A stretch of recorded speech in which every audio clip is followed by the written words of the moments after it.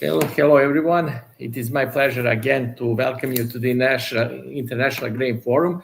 We do have a special topic today. It is non-GM crop supply in Europe with special focus on non-GMO soya. So actually today host is Donau Soya. Many thanks for supporting us to having this presentation. And shortly we will discuss and address the current supply and demand dynamics, key bottlenecks, policy trends, and Europe position in the global non-GM market. So we do have huge honor to have outstanding expert with us. It's Bertalan and Daniele, and many thanks to both of you. And without further ado, Bertalan, please, floor is yours. Thanks.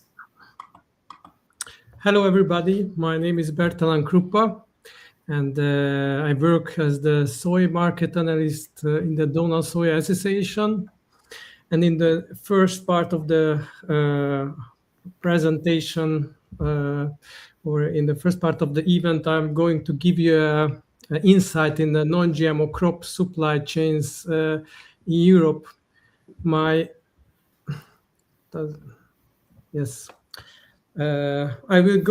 will speak for 20 or 25 minutes, and afterwards I give the floor to Daniele, who is my colleague. So what is the main topic or main question today that I would like to address? We want to explore that where lies real bottlenecks in the European non-GMO crop supply chains. In other words, where the presence of GMOs makes it difficult to source non-GMO raw materials in Europe. To answer this question, I would like to cover 4 different topics. First, we will see a global perspective, and I will give an insight where GM crops are grown or which are the crops which are commercially cropped or cultivated with GM varieties. Afterwards, I zoom into Europe, and we will see that where GM crops are grown in Europe. Then I will give insight in the soybean, maize, and rapeseed supply chains within the European Union. And in the last part of my presentation, I will focus on soybean. So let's see the global perspective. Which are the crops which are produced at a global level? There are 9 crops, arable crops, and among them, actually, there is only 4 of them which has a really higher number of adoption rate of GM varieties. And if we look at bottlenecks, then I believe that we need to look at the food and feed sector, and cotton plays limited role in which has the highest adoption rate. Cotton has actually limited role in the food and feed sector. It is used in the industrial sector, for example, for clothes. So we can narrow our focus on soybean, maize, and rapeseed. So these are the 3 crops which are produced with a high adoption rate of GM varieties. So when we look at the bottlenecks, then we will need to focus on these 3 crops. So that was our global perspective. Let's see the European crop cultivation. If we look at Europe, then Europe is quite free of GM crops when we speak about the cultivation of crops. There are only 3 countries where GM varieties are grown. There is GM maize production in Spain and Portugal. The share of GM varieties in the maize sector in Spain is 25%. And it is less than 10% when we speak about Portugal. But actually, the total maize production of these 2 countries is not too big. They together account for less than 1% of the total EU maize production, which means that it's quite negligible. And this negligible GM maize production actually used locally in Spain and Portugal. It doesn't go to the other side of the European Union. And there is one more country, which is Ukraine, where some GM varieties are grown. This GM share is around 1% in maize production, more than 50% in the case of soybean, and around 10% in the case of rapeseed cultivation. So when we see the total Europe, we can assert, or we can say that biggest part of Europe, of the European crop cultivation, is free of GM crops, with the exception of some negligible maize production in Spain and Portugal, and with the GM crops in Ukraine. So that was the GM crop production in Europe. And now I would like to see the non-GMO soybean, rapeseed, and maize supply chains in Europe. Actually, I would like to focus on the EU when we talk about non-GMO bottlenecks, non-GMO crop bottlenecks, because this issue, if it's GMO or non-GMO, makes it is important in the EU plus countries in the EU, Switzerland and Norway, and it has less importance in the eastern side of Europe. In Ukraine, for example, or Moldavia, the consumer have other preferences, like the price of it. So let's see the supply of these three crops in the European Union. We produce around, let's see, maize. We produce around 60 million tons of maize in the European Union, and it is not enough to cover all of our demand. So we need around 20 million tons of import. Now I'm talking about 5-year average values. And actually, we saw that the largest part, lion's share of the local production in the European Union is GMO-free in the maize sector. But we need import, and the import comes from countries with some GM adoption rate. And according to a rough estimation, around 20% of the maize import within the European Union is GMO. This means that actually this is only a tiny share. The GMOs covers only a tiny share of the total supply chains. The rest is GMO-free. So all the market players who want to source GMO-free raw materials can easily do it. The situation is not so rosy in the soya field. We have a relatively low soybean output within the European Union compared to our total demand, around 3 million tons. And we have much bigger import. And this import comes from countries with high adoption rate of GMOs. Countries like Brazil, US, and Argentina, all of them have higher adoption rate than 95% when we speak about the soybean cultivation. And domestic output, as I said, is very low, covers only 8% of the total demand.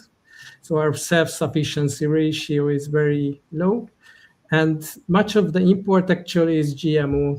90 or between 80 and 90% of the import is GMO. That's why the non-GMO part of the supply chains is very limited.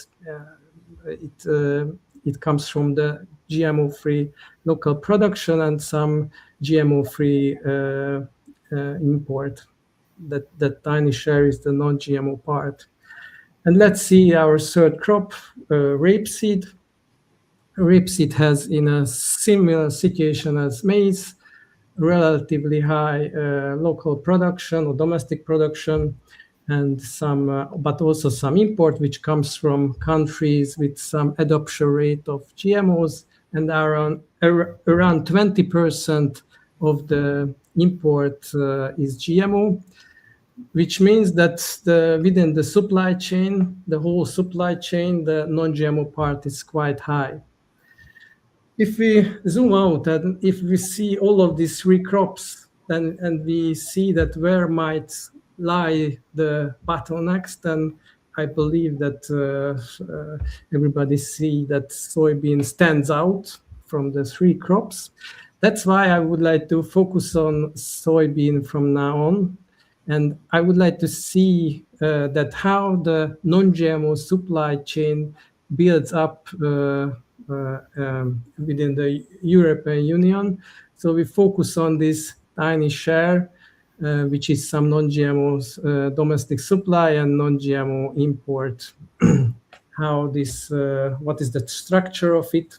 So we have around 3 million tons of domestic production, as I said, and the rest of the non-GMO supply comes through import.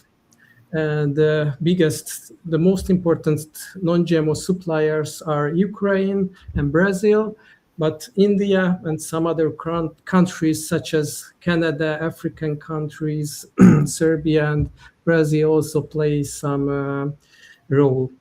If I put all of these non-GMO components together, we received 3.5 million tons of non-GMO soya in soybean equivalent. This is the total supply within the EU plus countries, European Union, Switzerland, and Norway. And if we put this graph on a map, we see that we receive the same results. Ukraine and Brazil with the thickest arrows you can see on the map. They are the most important suppliers, and there are some other flows from other countries. Okay, so now I started to focus on soybean, and I continue to focus on it, and we will see on the next slides that what is the position of Europe in the global market when we look at soybean production. So if we look at the top global soya producers, now I talk about both GM and non-GM. So this is the combined production. Then within this list, Brazil, US, and Argentina are the first ones. And the European countries, such as Ukraine and the EU27, ranks far behind. But the picture differs a bit when we look at not the total production GM plus non-GM, but we focus, but we differentiate between the non-GM and GM part of the production. We see with green the non-GMO part of the production, and gray shows the GM part, and we can see that the biggest producers had actually hardly any non-GMO productions. And if we restructure or re-rank our list according to non-GMO production, so this is the biggest non-GMO soya producers at global level, then we see that Brazil is not anymore in the first places because of its high adoption of biotech varieties, but China and India are the biggest non-GMO producers. And actually, the EU27 and also Ukraine went up for a better position. And if we look at the total global soybean production, then we see that only 17% of the global soybean production is non-GM, and all of the rest is GM. So, for example, when we want to source non-GMO soya raw materials on the global market, we are facing challenges because, for example, China, which is the biggest producer, cannot export or have only a limited soya export because of its big hunger and big demand for soya products in general. Actually, India is in a similar case. Okay, so let's see soya production. Let's see further the soya production in Europe. The green areas shows the typical soya regions, soya producer regions in the continent. The dark green areas shows where the soya share within the fields are exceptionally high. This is, for example, in northern Italy and western Ukraine. The two important soya producers is Ukraine and EU27. If we look at, for example, the soya output in Ukraine, we see that we see a clear upward trend. However, there was a temporary setback some years ago in 2019 and 2020. In the EU27, there is also a growing trend. Between 2011 and 2015, there was a very rapid expansion, and afterwards this growth slowed down, and but reached a record level in the last year. Now it went up this season slightly down from the record level. And if we put together all of the European output, including the European part of Russia, then we see, of course, a similar growing trend. And actually, in the last 10 years, this expansion was as high as 70% if we compare 2015 and 2025. And we expect that this expansion grows further, and we say that in the next 10 years, an additional 50% of growth can happen in the soya cultivation in the continent. You might ask that what are the driving factors of this rapid growth in the continent? I make 3.1 categories when we speak about driving factors. The first is the economics of soya. The second is green trends. The third is policies. And the plus one factor that drives the expansion of soya area and cultivation in Europe is, I believe, is Donau soya and its activities. And now let's see each of these factors. So the economics of soybean, what are the driving factors within this category? One is that soya is easily marketable and you can sell for a good price in most of the part of the year or in most of the periods. There are relatively high nitrogen fertilizer prices, which is favorable for soybean because it needs limited nitrogen fertilizer. Because of the expansion in the previous years, farmers have more and more knowledge how to produce soybean, which makes soybean production more efficient in the continent. There are more and more varieties which are more adapted to the agronomic and climate conditions of Europe. It also contributes to the growth of soybean in the continent. There are some green trends.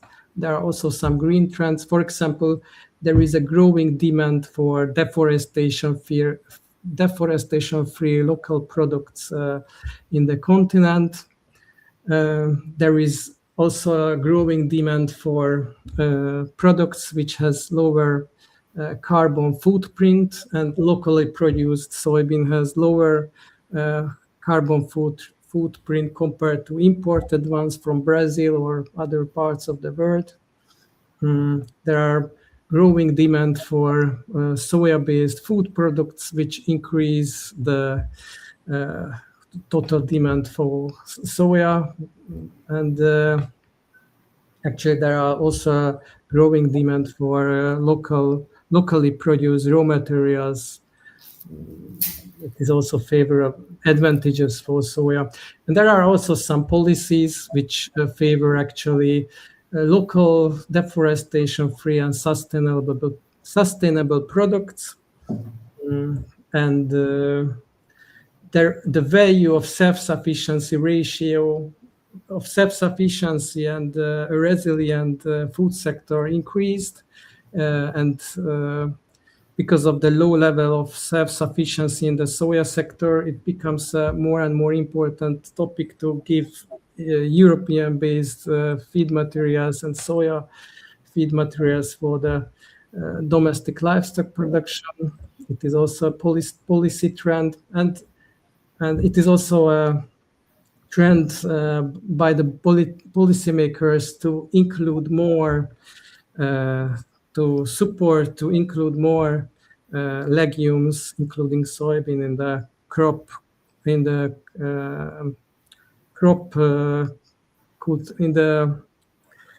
crop sector. Okay, and the last one factor, as I mentioned, is Donau soya. We have a wide range of activities that support soya production, such as organizing field days, organizing trainings for farmers, or we have a non-GMO certification programs, which also create more values for the local soya production. And what are my conclusions? What we learned today, the most important takeaway is that Europe itself grows almost no GM crops. GM crops are in the continent are cultivated only in Spain, Portugal, and Ukraine. The rest of Europe is GMO-free. Actually, the imports, that's why the imports determine GMO exposure and not the domestic production in Europe. The real bottleneck, bottleneck lies in the soybean sector when we speak about non-GMO supply chains. And we also learned that there is a very low soya self-sufficiency ratio in the EU27. Only 8% of the local production, so the total, only 8% of the domestic soya demand is covered by local production. And for all of these things that I highlighted, the European soya expansion is strategically important, and we need to work for this. And lastly, I would like to show two materials which are composed by me and by Daniele. One of it is the monthly non-GMO soya market report, from this document you can learn the developments in the non-GMO soya market in Europe. And the other one focuses not only on soy, but also about non-GMO maize and rapeseed. It is published on a quarterly basis. And if you would like to learn more information about these documents, you might visit the donausoya.org website, or you can also send me an email if you prefer this approach. Thank you very much for your attention, and now I give back the floor to Vlado and Daniele. Okay, Bertalan, many thanks for your excellent and insightful presentation. And I would just ask our attendees just to involve in the discussion, to put the comments question in the comments, so we can discuss them and answer those questions. So many thanks, and Daniele, please, floor is yours.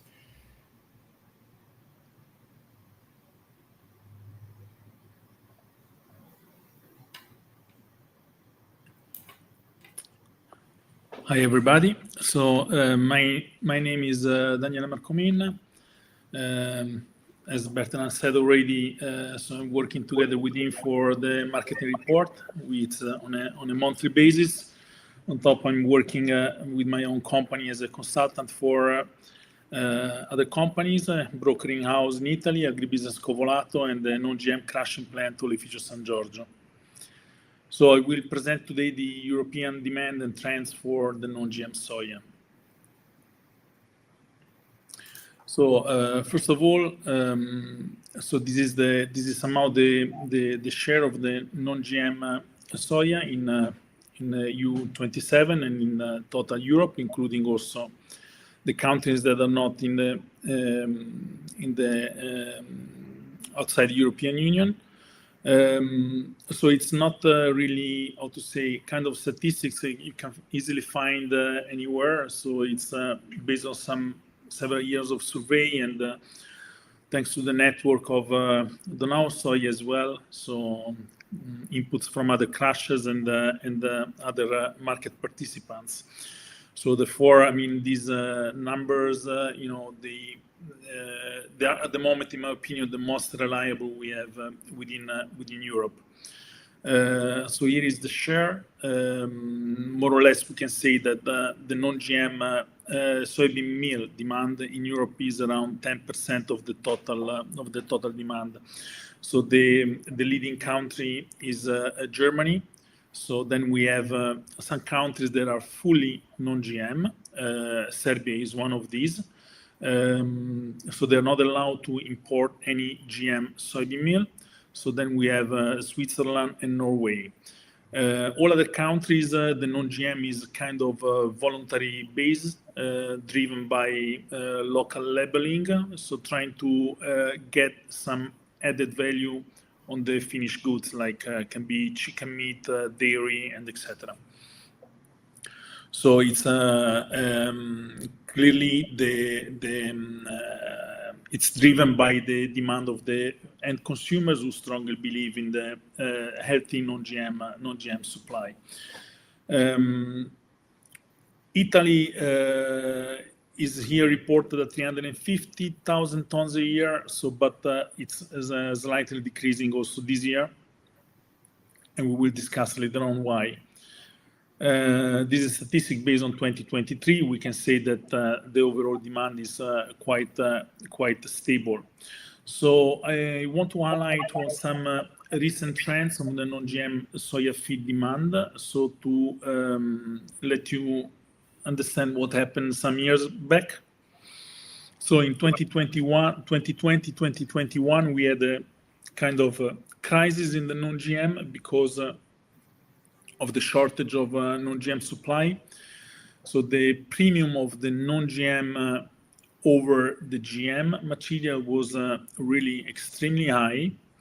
And we had a strong contraction of the demand in that period because the retail chains, they somehow couldn't afford to continuously paying premiums for the non-GM supply chain, like for dairy, for poultry, eggs, and etc., etc.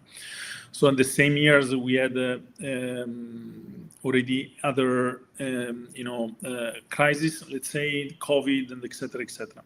So we had somehow the lowest contraction was in the Dutch-speaking regions. So where we registered around just minus 10%, so 30% in the Scandinavian regions, but very high shock was in the France, Italy, Benelux, Croatia, completely moved out of the non-GM. For example, Italy, we had also a strong reduction due to the removing of several label products from the main retail chains like Coop.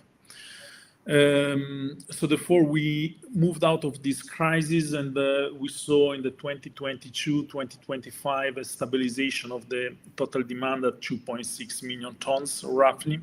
So as said, is around 10% of the total meal demand. From these statistics, we have excluded the use of toasted and extruded beans, because somehow it's difficult to track, because this kind of material can go against GM and non-GM demand depending on the price spread between GM and non-GM soybeans. So the the common question is what will be about the future trends of the non-GM. So is the non-GM still has a strong value in the consumers' minds? Actually, we can say that we see a change, some kind of change, because the non-GM is no longer enough for the consumers. So the concept of the non-GM is and will incorporate more and more the deforestation-free, the sustainable soya, and the regional sourcing. Therefore, the certified material can be increasingly be relevant. And here we are speaking about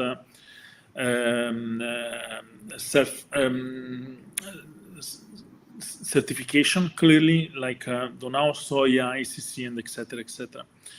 It is interesting to, when we talk about sustainability and we try to understand the consumers, what they mean by sustainable soya. I mean, this concept for the consumer is a little bit wide. So therefore, it's not very easy to say this is sustainable, because in the consumer's mind, the concept is a little bit large.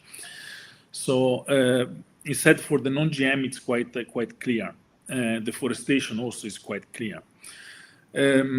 What can impact the future trends is the food price inflation. So we wouldn't want to see again shocks like we saw in the 2021-2022, because the spending power of the consumers is less in the last years. So therefore, all these products, they are supposed to be high added value products.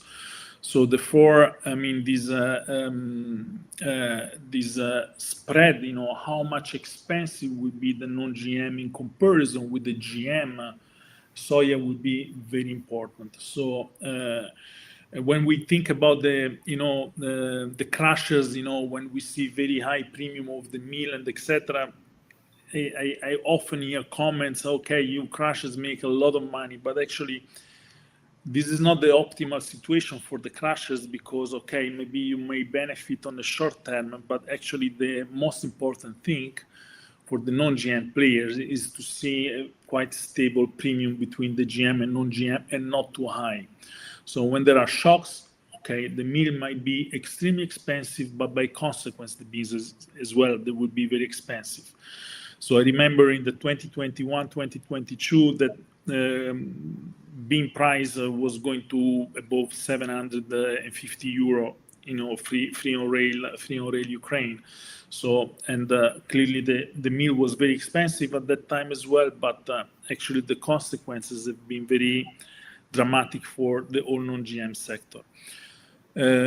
Clearly the size of the EU livestock population is also important, because they are our first consumer. Okay, so therefore, these problems with the avian flu and the swine flu and EU regulations for the animal welfare might impact the size of the livestock population and therefore the demand. So then we have the new European Union regulations, so like the new genetic technologies, the EUDRs, the European law for the deforestation. This can clearly impact the price, and therefore also the future trends. So we have to consider that the non-GM soybean meal is not the only non-GM protein available in the market. So European Union is growing a lot of rapeseeds. Rapeseed is also non-GM. So therefore, the relative value of other proteins is also important, because the proteins might be switchable to some extent. So example, already this year with the rapeseed meal has been extremely cheap. So we have been reaching prices at 150, 160 euro in some locations. So therefore, you can imagine that when you have a soybean meal at 400 euro, if it is non-GM, the incorporation of the soybean meal will be much less. So therefore, it's extremely important, first of all, the availability of the non-GM material in Europe and the premium. So when I talk about premium, I'm always considering the premium. So I mean the premium of the non-GM in comparison with the GM soya. So let's go a little bit more deeper into this premium part. So first of all, we have to consider the location of the non-GM soya crushes. Most of them, they are located in the main growing regions, or they have an easy access, so they can easily import from them. And my advice for the consumers of soybean meal is always to understand that the real driver of the premium is the price of the beans. So, and this is the main purpose also of our Donau Soya report, is to clearly give a monthly view of where the non-GM beans are going. You know, what are the threats or the opportunities. So therefore, the non-GM premiums evolution will be affected by the world GM soya market, because we said that if we can have a very stable non-GM, but if the GM market is dropping rapidly, the premium will grow.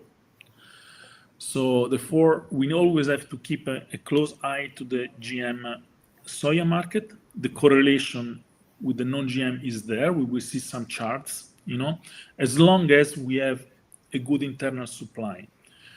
If there is a disruption of the supply, then you have premiums to go up.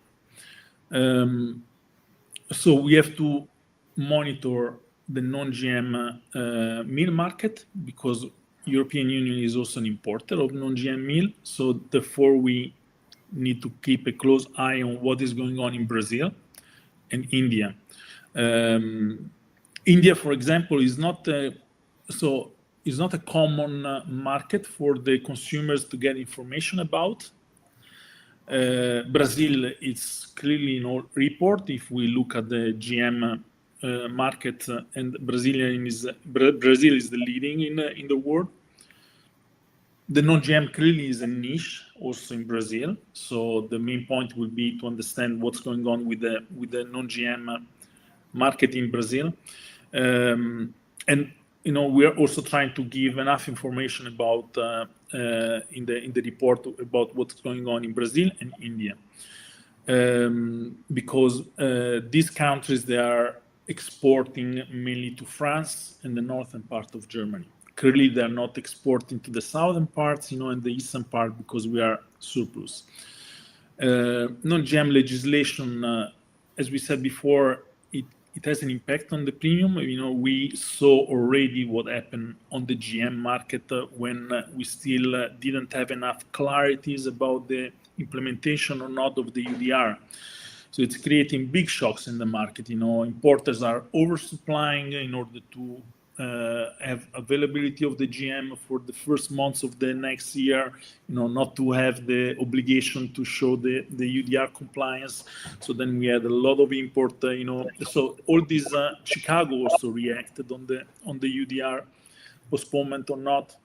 And then we have all our internal issues related to the logistics. So, and logistics, what it means the water level of the rivers, the war we have in Europe, so, and access to the ports. So Ukraine is playing a quite relevant role in the non-GM supply. So therefore, all logistic disruption that might happen in the ports of Ukraine or on the western border, you know, these electricity issues, the traction of the trains, and et cetera, they have an impact in the supply of the non-GM to European Union. So I'm reporting here one of the slides of Bertalan, so to show you the countries contributing to the import to the import of meal. So I said there is India. So you see this line is not as big as the Brazilian one. Brazil is kind of a big player in the non-GM. So, and most of the import is going to the Nordic countries, Scandinavian countries, Germany, and etc. The same as India. It's growing the role of Western Africa. So Western Africa is also there are also countries that we need to keep monitor somehow, because the in the years the production of soya is increasing. There are more crushing plants, and they're already playing some minor role, but they are exporting to European Union.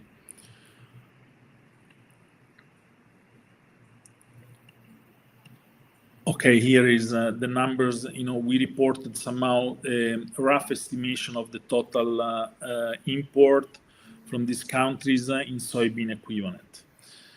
So, but it's more or less the same figures that we discussed already before. So here is a map of where the crushers are located in Europe. So, and as you can see, so most of these blue dots, they are the crushers, so where they're located. So how much more or less they're crushing is that they are above 300,000 or below 300,000 a year. And as you can see, all the southern part, is crushing 95%. So it's mainly European crop. The northern, those who are far from the main growing regions, clearly they have a more diversified supply of non-GM beans.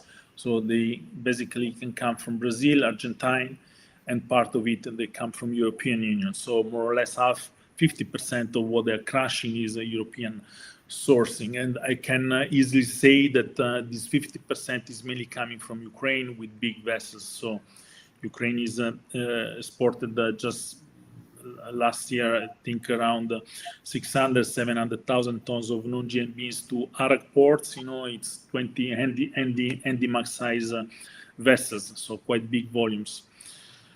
We have to consider that when we speak about big volumes, being the non-GM in niche of the GM market, even 500,000 tons are playing a big difference. Like, 600,000 tons of non-GM soybean meal from India. So it's very important for the premium evolution of the non-GM material in Europe. So if we say 500,000 tons of Brazilian meal plus or minus in Europe is peanuts, but for the non-GM is playing quite an important role. So I want to make a comparison here of 2024 versus 2025 about the supply. So in 2024, the production in Europe was around 2.9 million tons. So Ukraine had around 6.5 million tons. Bertalan already mentioned about the split between GM and non-GM. This year, European Union will have around 2.8 million tons and Ukraine 5.7, so slightly less than last year. Serbia has had the biggest impact in the non-GM, so because we estimate that probably we'll have 100,000 tons less than last year. So the deficit in Serbia is increasing. So if we look at the premium, soybean premium evolution in 2024 in respect with the 2025, so in 2024 the premium started with 30 to 40 euro over the GM. So and now in 2025 with a lower production we have the premium of the non-GM beans that is almost below the GM price. So this is why this is because the somehow all crusher finished with a carryover of all crop beans. So from last year, so therefore the season started with the crushers already somehow with the stocks, and we started with the harvest pressure and the local production, and therefore the premiums are at the moment are not so attractive in comparison with the GM soya price. So I'm reporting Bologna Stock Exchange. So the prices are published weekly. So somehow is a kind of, okay, it's not the price of the beans in non-GM beans in all Europe, but somehow is a place where we have some visibility and comparison between GM and non-GM price. So let's have a look at the premiums of the non-GM soybean meal. So we saw the premium of the beans. Now let's go to the premium of the meal in 2024. So last year in 2024, we saw the premiums were quite high. So they were going high until October. So actually, it was quite strange to see the premium so high last year, at the end of the season. So, and we were easily forecasting that based on the soybean production in Europe last year, the premium were somehow forecasted to go lower, and indeed the premium started to go low, and then to stabilize. So the stabilization has been mainly due to the fact, in my opinion, that Serbia remained quite deficit. So therefore, they were continuously buying a good price for the beans in Croatia and neighboring countries. And with the deficit of Serbia, somehow we couldn't see a big drop of the meal premiums. So I said, small deficit in some countries can make a difference in the premium of the overall supply price of the meal. So the UDR didn't go in. It was not implemented last year. So, and the UDR could have been a bullish factor, and this contributed to the flattening of the meal price all over the year, for all 2025. So, but what happened on the flat euro price?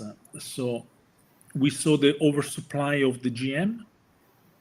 So Chicago continuously dropped, as you can see. So the GM curve was going down lower and lower and lower. The non-GM price was also going lower, despite the premium remained quite flat. So the non-GM was following the GM price. Why? Because we were well supplied. Okay, there were no shocks. So if we look somehow at the flat euro price, so we reach somehow a kind of bottom. So at 400 euro, we found some resistance to go lower, but mainly because historically, the flat euro price, when it's around 400 euro, is somehow a kick in for the consumers, and we started to see more and more demand when the meal was reaching some levels near the 400 euro. So historically, it was somehow creating some buying input for the consumers. Despite, at that time, we could see the GM meal extremely cheap because it was going below the 300 euro per ton. So what will affect the premium this year? So on the first place, we need to put Serbia. So because Serbia is remaining deficit as last year. So therefore, we need to keep monitoring what will be the price evolution in Serbia and how it will affect the neighboring countries. Import of non-GM beans from Ukraine is not easy because there is an import duty in Serbia. So there is a very strict legislation for the non-GM. So there is this continuous difference between the non-GM analysis at loading and discharge. Authorities can come and they can find something, and therefore the import from Ukraine, who is the biggest supplier of non-GM, is not easy. So the non-GM soybean premium are lower than last year. I explained why, because of this carryover, and et cetera. And this is a risk, because when the premium between GM and non-GM are zero or very low, it means that they can go to any type of demand. So can go even to the GM market, and the GM market is huge. So a small switch, so in the destination use from non-GM to GM might bring a bigger disappearance of the non-GM beans. So we saw this many times in the past. We have slightly lower production overall in Europe. So India will be missing this year because they had around 2.5 million tons less soybean production than last year. So consider that the annual export is around 1.52 million tons of combined non-GM and organic meal and cakes. So we heard just about one vessel of non-GM meal from India. So last year we imported more than 600,000 tons of meal. So the absence of India will probably bring more demand from the European crushers to the European crushers. Sorry. Brazil somehow is less interested in the non-GM, so they are working. The Brazilians are working mainly with the long-term agreements. So they want to be sure at the time of sowing to have a frame contract for the supplying of meal, because they need to work on defining and on keeping the segregation of the whole supply chain. So in a country with millions and millions of tons of production of GM material, clearly you need to be very well organized in the supply chain. And actually the European Union consumers, they are a little bit lagging behind these frame agreements. So Brazil will keep playing a very important role in the SPC. So, but it's still not clear if they will be able to have these contracts in place before at the time of sowing. So now it's late, but at the time of harvesting at least, to be sure that they will be able to segregate, and at what premium. Because we can say that somehow the premium in Europe is quite low, and probably, if they see a low premium for the non-GM beans, they may not be interested to make any segregation because the costs there are high. So you can consider that, in ports exporting millions and millions of tons of beans every month, and meal of GM meal and beans every month, to segregate a space for the non-GM, it's not an easy task. So it's not cheap. So for the avoiding of shocks in the premiums, we warmly hope that Brazil will play a role and will replace somehow the role of the volumes that we will not see from India. The Russian mill is still under sanction. Russians in the past were playing quite an important role for the supply of non-GM meal from Kaliningrad. So until already 1.5 years, it's under sanction, so there will not be this Russian meal available.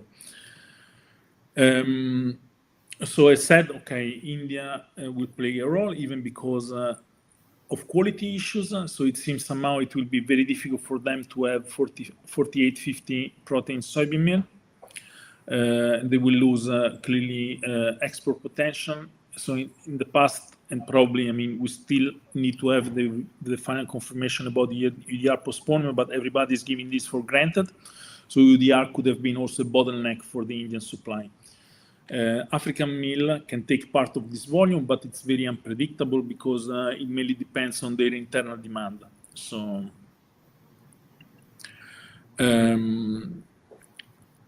another point is how cheap will be the GM soybean meal to affect the premium of the non-GM.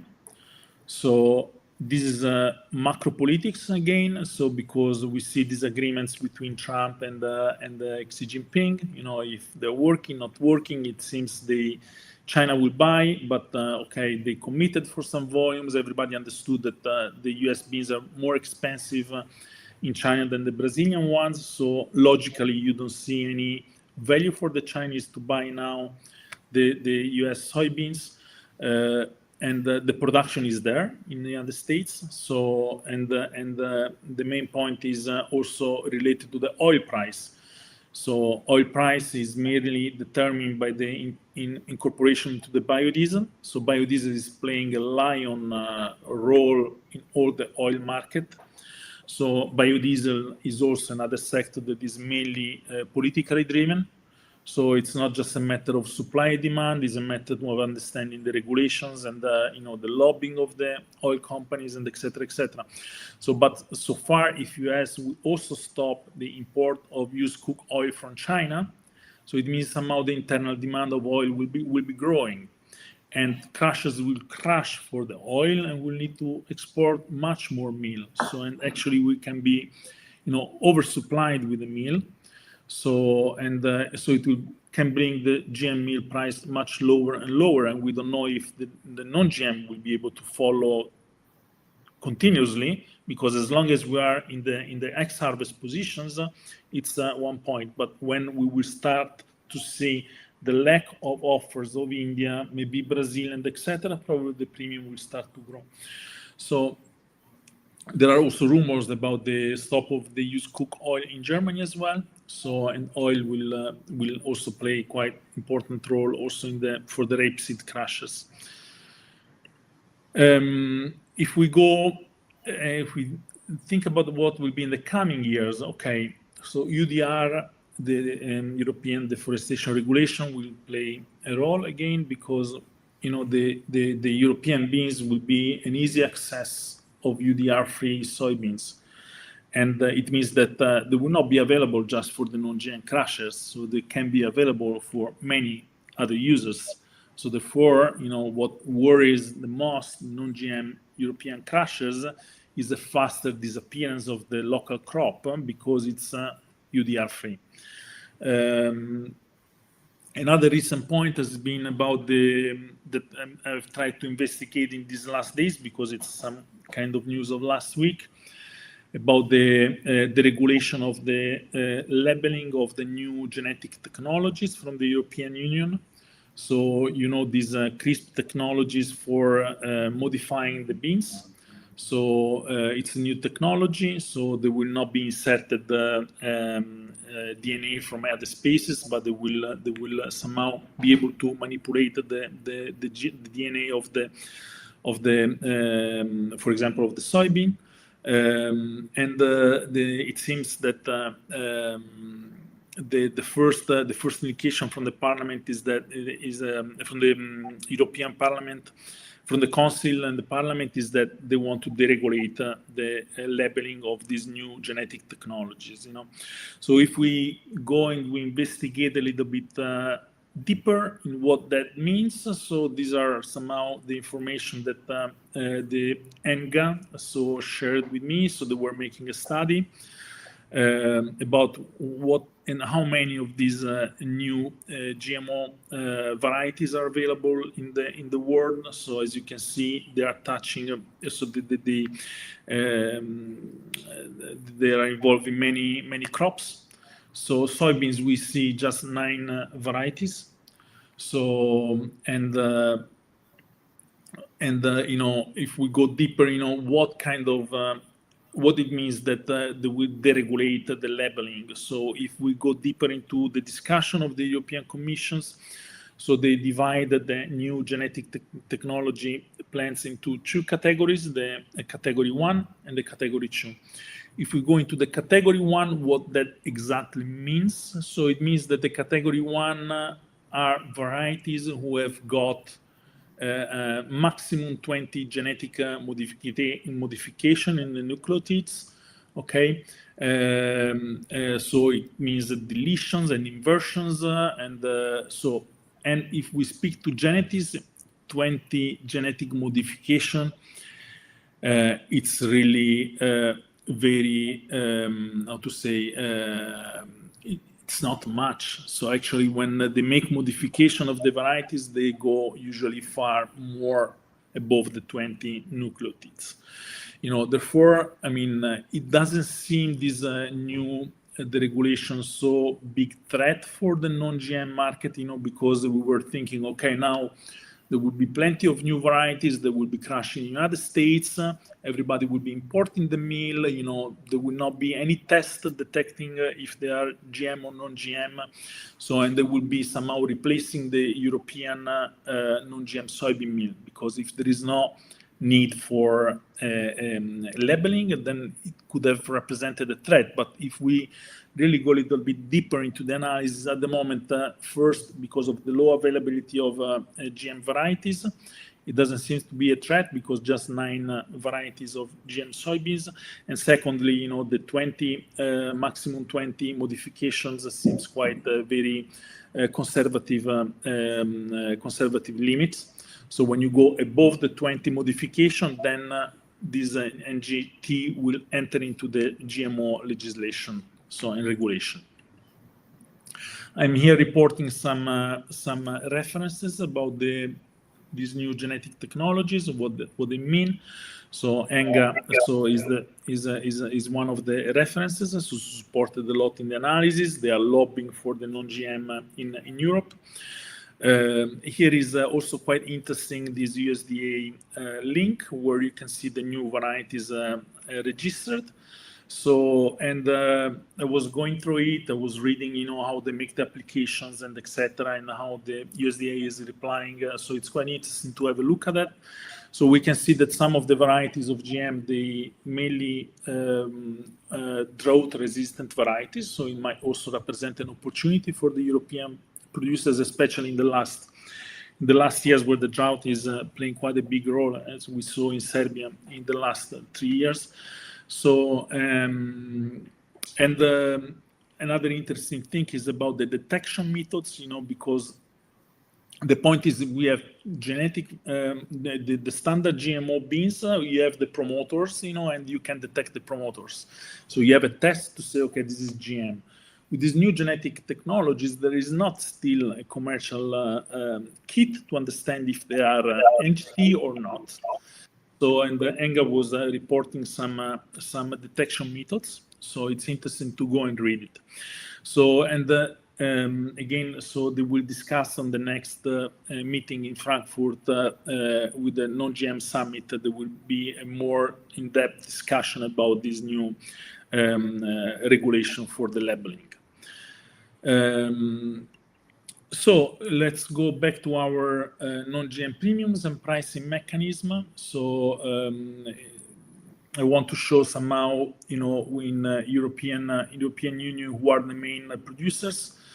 So this is the hectares. So we have in Italy, for example, Italy is the biggest in terms of production and hectares. So we have around 1 million tons. So. And so this is just to highlight that somehow, despite Italy is a net importer of meal and beans, so we have quite a big production of non-GM soya. So, and it's, let's say, so, and it's quite an important market, in my opinion, especially to understand the price evolution of the beans. So Italy, we saw that has a meal demand of around 300,000 tons. So it means Italy is a net exporter of non-GM soybean meal. So very often I've been asked, you know, about price of Italian buyers. So that everybody is somehow keen to sell and to understand the market in Italy. So despite we are surplus somehow non-GM, we are also importers, mainly because of the structure of the market. So Italy is very well known to be a very forward buyer.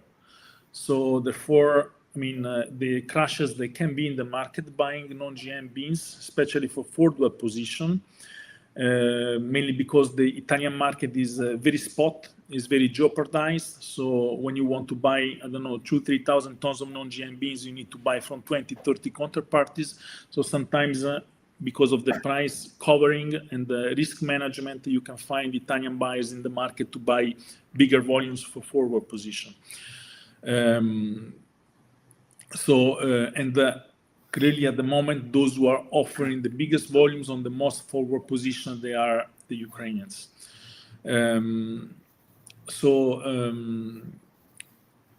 Italy, how is the Italian price working? So, and to me, it's quite important to give an overview of the pricing mechanism in Italy, because somehow, as said, Italy is quite important in the export of non-GM soybean meal. So, and also to be a forward buyer of good volumes. So 70% of the purchase of the non-GM soybeans in Italy are mainly regulated at the Bologna Stock Exchange.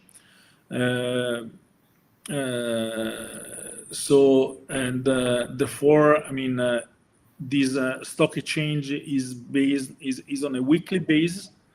So it's mainly, so every week the commission is defining the price of the non-GM beans, like of many other, all the commodities we are trading, even from the straw or whatever. So there is a weekly basis and a weekly price for all products. So, and the commission is made up of farmers, cooperatives, crushers, brokers. So it's very, my opinion is very fair in the pricing mechanism of the beans. And here I'm reporting, thanks to Bertalan, who is monitoring every week the price of Bologna, the price of the beans in Germany. So you can see a comparison chart of the price in Italy and the price in Germany. So you see that there is a very strong correlation. The price in Italy has to be cheaper than the price in Germany. So mainly because of we are, as said, one of the biggest producer. Because somehow we are net exporter of meal, so we need to be more competitive than Germans. Being Germany is somehow the biggest consumer of non-GM soybean meal. So here I'm reporting the link of the stock exchange where there is access to the weekly prices. So I'm explaining a little bit how the mechanism is working. So you see in the price of semi-oleosi. So, for example, in November 2025, the price of non-GM beans was 420, 425, and the price of the GM beans was 445, 450. So, but wine, so the non-GM beans is an FCA price, and the price of the beans, the GM beans is SCPT. So therefore, we need to compare apple with apples. So, and if we make a rough comparison, and I'm reporting the price of the GM beans on the Adriatic coast, so based on the replacement from United States and Brazil, so we can easily say that somehow the non-GM beans and the GM beans, they are playing at the parity. So at the moment, there is no premium in Italy between GM and non-GM. So, and this is somehow a kind of threat, because it means that the buyers may decide to buy the beans from Argentina and Brazil or United States in the ports, or they can use the local crop against their local demand. And the feed demand of beans, as toasted, is quite high. So here is somehow a summary of everything was what I was saying somehow. So we need to keep a close eye on the oil price evolution, because the oil share is quite high recently. So as long as the price of oil is remaining at this level, so it means somehow the meal can be pushed in the market. So, but if anything changed because of legislations, because of the policies and etc., so and if the oil price will be weaker and weaker, the crushers will try and keep a protection on the meal. So, and the threat that we need to keep monitor now is, as I said, the spread between the GM and the non-GM, that at the moment is very low, and this can bring a bigger disappearance of the non-GM beans, and so this is somehow. So what we can forecast for the 2026. So we can say the farmers are disappointed about the soybean price, like they are about the corn. They have got somehow good price for the sunflower seeds. The wheat yield has been quite high, so in good. So it's easy to market the wheat. So therefore, I mean, we don't think that in the 2026 we will see a lot of attraction for growing more soybeans at the moment, if the price stays like this, if the premiums don't go high, and etc. So the price of the non-GM beans will not be boosted during this period. So, and due to the carryover of the old crop, and if the price of the soybean meal is not increasing, so the price of soybeans will not follow. So it will follow the international soybeans GM market. So if the GM is going down, the price of non-GM beans will go down, and this is somehow something that also is not in our hands. So we need to keep monitoring what is going on between China and the United States. So we still have a long way until March and April, where farmers will decide somehow or not whether to grow soybeans or not. So the oil share is high, so we need to keep monitoring somehow the palm oil price, how it's going, and the biodiesel market. We have, in my opinion, the potential to see the premium of the non-GM beans to go higher. Yes, we have this potential because of the lack of Indian meal, because of we don't know the Brazilians how they will supply the northern countries and etc. So there are still some issues that might be thinking that somehow the premium of the beans can go higher during the spring period. But the main problem is that we don't know the basis to which this premium is calculated. So because if the GM continues to go down, okay, the premiums can be attractive, but in the meantime, the flat euro price has dropped maybe 40, 50 euro. So therefore, I'm looking just at the premium, and to me, the premium somehow in the spring period can be higher, provided that we will not see Indian meal supplying the northern countries, and the Brazilian will not be so much interested in the segregation of the non-GM. So this is it. So thank you from my side. It was really a pleasure to be here, and if there is any questions, I'm available. Daniele, many thanks for excellent presentation for you, Bertalan, as well. So from the angle of the commodity exchange Novi Sad, I have to fully agree with you. The shortage of the soybean in Serbia, and it is for the region as well, is due to the climate change in the last like 3 years.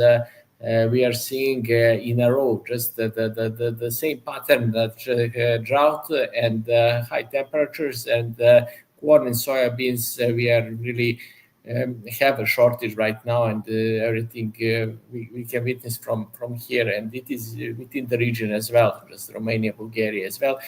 So thank you for pointing that, and we do have a lot of questions. I'm not sure could we answer all, but I'm sure Daniele and Bertalan will try to answer later on everything. Anatoly asks, how liquid is non-GMO soybean trading on the Bologna exchange? You maybe have an idea, Daniele. So the liquidity, so it means that actually the crushers in Italy, they collect around, probably in my opinion, 70% of the beans ex-harvest. So it means the cooperatives and farmers, they give somehow the ex-harvest position to the crushers. The crushers collect the beans, they store the beans, and then they will leave the freedom to the farmers to decide when to price between October and March, usually. Sometimes May, depending on how big these cooperatives are. So, and we can say that we can understand the liquidity and the willingness to sell or not by the pricing, so how many beans they price every week. I can say that when the market keeps going down, so the farmers are afraid and they price a lot. So actually I can say that in these last 2 weeks, the farmers, they price really a lot of beans. So therefore, the liquidity is given by this mechanism, so to understand, how much the farmers want to price every week. So, and then the rest is somehow a spot market, but it's not a big spot market because most of the beans have been already harvested and they are already in the store of the crushers. Okay, many thanks for detailed answer. Bertalan, you highlighted in your presentation that EU27 covers only less than 10% of soy demand. So what are the main risks or disadvantages of low self-sufficiency and high import dependence of the EU soya sector? Yes, thank you for the question. Low self-sufficiency ratio in the soya sector and dangers. Over the recent couple of years, maybe over the last 5 years, we witnessed many crises, such as the COVID or the trade war or the Ukrainian war.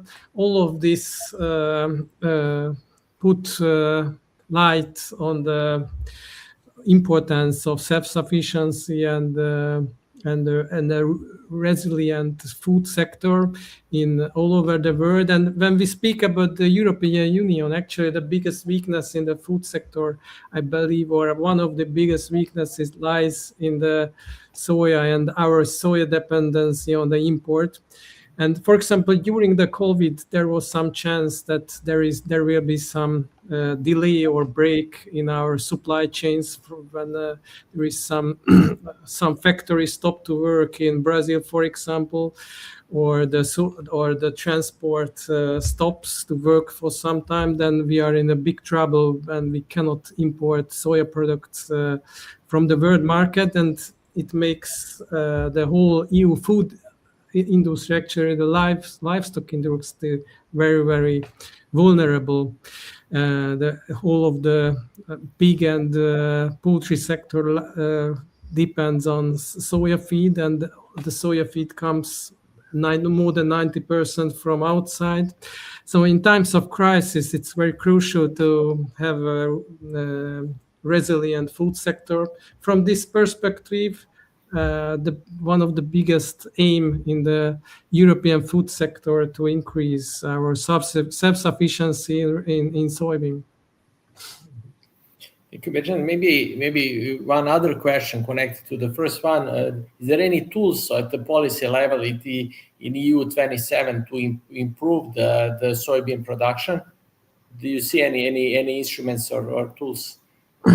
Yes, I believe if we want to increase the self-sufficiency ratio of soya, we need to use a comprehensive approach. It's not enough to increase soybean production.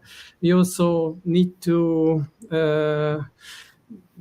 introduce a lot of new things or a lot of new changes. For example, we also need to increase the legumes crop production, which has high protein content, and we also need to moderate our meat production to decrease our protein feed consumption. And what we also can do is, for example, to improve the efficiency of our feeding technology to create the same amount of meat with less feed, with less soya feed. For all of this, we need actually, as I said, a comprehensive approach and actually a protein strategy, which is missing actually now at European and at the EU level. Okay, thank you. I absolutely agree. Just so a strategic approach is really needed. And maybe one other question. We are witnessing a global shock and supply chain disruption.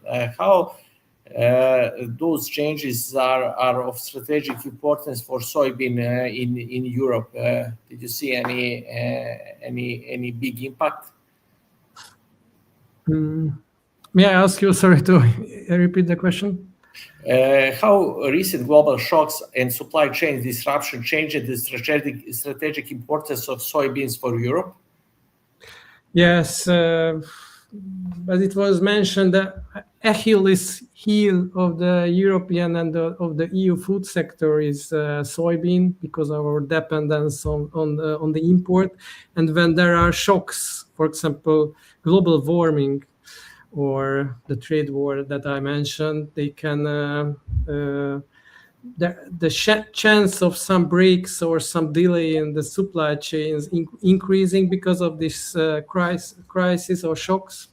And that's why we need to increase our self-sufficiency ratio to make our more resilient against these shocks. And we don't know what is the next shock, what is the next crisis. What we saw, what we witnessed, that we had at least 3 or 4 very big crises over the recent years. And we need to prepare ourselves for more crises. We need to prepare ourselves for a better food industry in a way that we increase our local soya production and the other tools that I mentioned. Okay.